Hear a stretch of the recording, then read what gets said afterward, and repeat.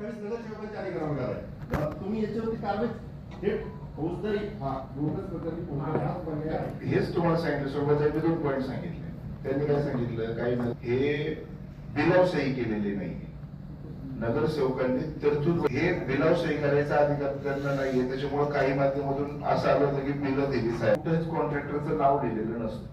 त्यांना फक्त माहिती आहे की बाबा ह्या गावातून त्या कामाला गेले आणि त्यांना ते वाटल्यानंतर त्यांनी की बाबा आता मी स्पष्टपणे या अहवालामध्ये काही प्रमाणात समाधानी आहे की बाबा मागच्या काळामध्ये प्रसारमाध्यमांमध्ये मी जे आलो होतो आणि सांगितलं होतं की हे अशा पद्धतीने चुकीच्या पद्धतीने बिलं दिली गेलेली आहेत, चुकीच्या उपसूचना तयार करून त्या कॅफोननी त्याचा आधार घेऊन बिलं दिली असं ते सांगतात. हे कुठेही स्टँडिंग कमिटी किंवा महापालिकेच्या सभेमध्ये हे विषय मंजूर झालेले नाहीयेत आणि ते आता स्पष्ट झालं. कमिशनर साहेबांनी त्यांच्या अहवालामध्ये पहिल्या पानावरतीच ते दिलेलं आहे त्यांच्या सहीनिशी की बाबा ह्या ज्या उपसूचनादारांचा आधार घेऊन जे बिलं दिलेली आहेत त्या कुठंही स्टँडिंग कमिटी आणि महानगरपालिकेची महासभा याच्यामध्ये त्या मंजूर झालेल्या नाहीयेत. प्रत्यक्षात चौकशी समितीने एक 5-6 पानाचा निष्कर्ष काढलेला आहे. आपल्याला एकच पाणी उत्तर दिलेलं आहे.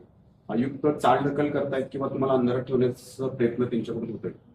त्यांनी 7 दिवसाची वेळ मागितली होती. त्या 7 दिवसाच्या वेळेमध्ये त्यांनी प्रथमदर्शनी अहवाल दिलेला आहे. मी अजून देखील त्यांना सांगितलं की मागील 2-3 वर्षात देखील काही अशा पद्धतीने बिलं किंवा काही आधार झालीत का, तर त्यांनी पुढचे 10 दिवस मागितलेले आहे आणि पुढच्या 10 दिवसामध्ये ते देखील अहवाल आपल्याला भेटेल.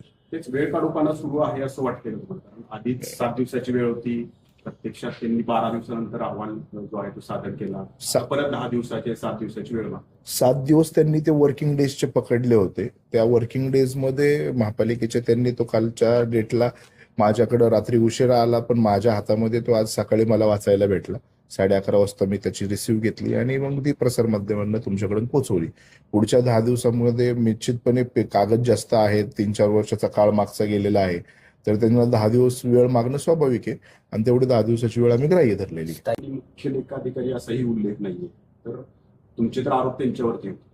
माझ्या आरोपांचा संदर्भ घेऊन पत्रामध्ये 1 नंबरच्या क्रमांकावरतीच त्यांनी माझ्या पत्राचा संदर्भ टाकलेला आहे की ह्या संदर्भाच्या अनुषंगाने आम्ही हे उत्तर देतोय.